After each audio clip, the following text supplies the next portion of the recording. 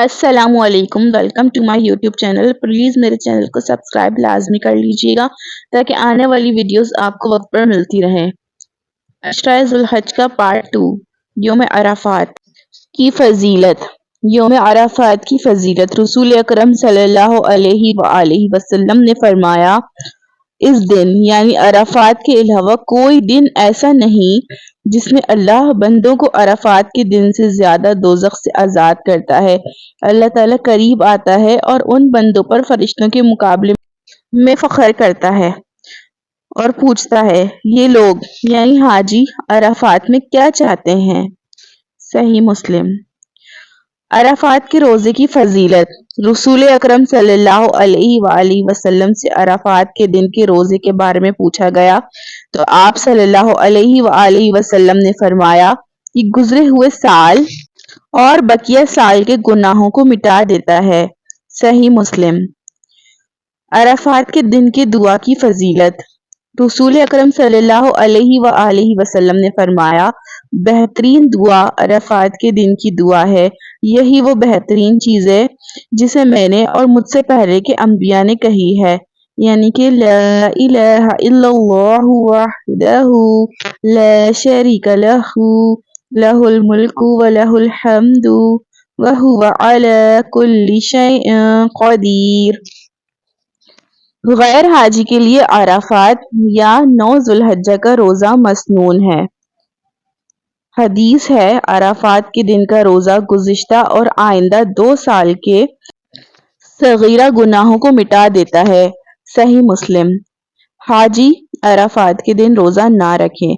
रसूल अकरम सल्लल्लाहु अलैहि वसल्लम ने अराफात के दिन अराफात के मैदान में रोजा रखने से मना फरमाया। अराफात का दिन यौमुन नहर और अय्याम तशरीक के दिन हम मुसलमानों के लिए ईद के दिन है और ये खाने पीने के दिन है, लिहाजा इनमें रोजा रखना जायज नहीं। 10 ज़ुल्हज्जा हज अकबर का दिन है। रसूल अकरम सल्लल्लाहु अलैहि वसल्लम ने 10 तारीख को सुर्ख ऊंटनी पर बैठकर खिताब फरमाते हुए कहा, यौमुन नहर ही यानी 10 ज़ुल्हज्जा का दिन ही यौमुल हज अकबर है। मसनद अहमद। और 10 तारीख को हाजी 4 अहम काम तरतीब से अंजाम देते हैं। नंबर 1, हुजरा अक़बा की रमी। नंबर 2, कुर्बानी। नंबर 3, सर मुंडवाकर गुस्ल करना। नंबर 4, कपड़े बदलकर मक्का जाकर तवाफ़ हज करना।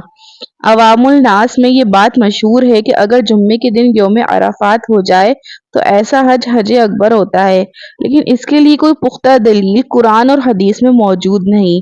हर साल हज अकबर होता है और हर साल को 10 ज़ुल्हज्जा का दिन ही हज अकबर कहलाता है। अशरा ज़ुल्हज्जा में बाल और नाखून काटने के अहकाम।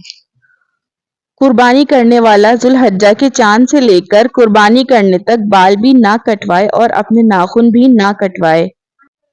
रसूल अकरम सल्लल्लाहु अलैहि वसल्लम ने फरमाया, जब ज़ुल्हज्जा शुरू हो जाए और तुम में से कोई शख्स कुर्बानी का इरादा रखता हो तो वो अपने बालों और नाखूनों को बिल्कुल न काटे।